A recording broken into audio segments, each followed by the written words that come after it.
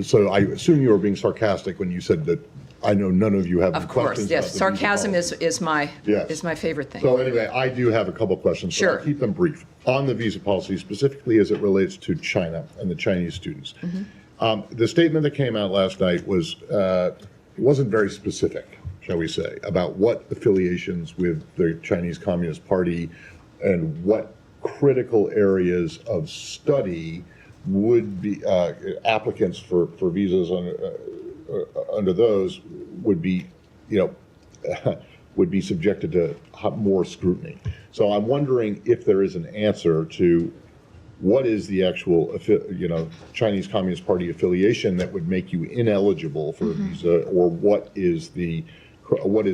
are examples of the critical areas in which we'll be subject to?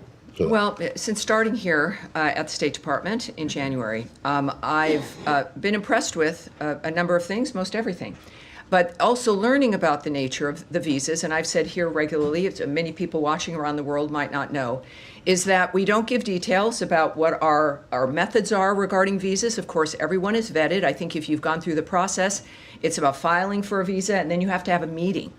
And you do it in your home country, your consulate, your embassy. And that's the process. So there is a vetting, there always has been.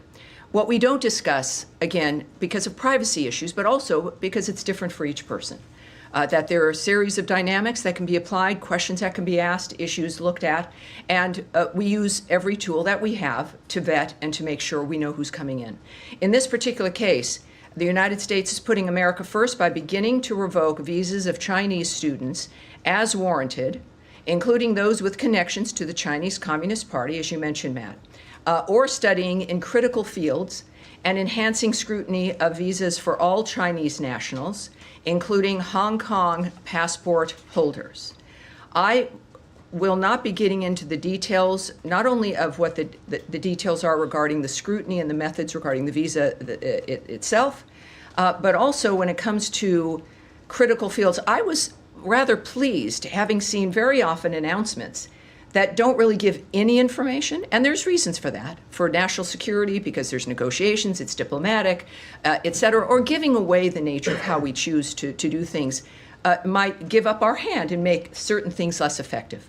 In this case, when we think of critical fields, which is obviously a very specific phrase, we think about national security, the nature of how we keep America safe and secure and more prosperous. And it is important to have, I think, a broad base, because that could mean something different to many people. It could mean many things. And this is going to be up to the people making the decisions.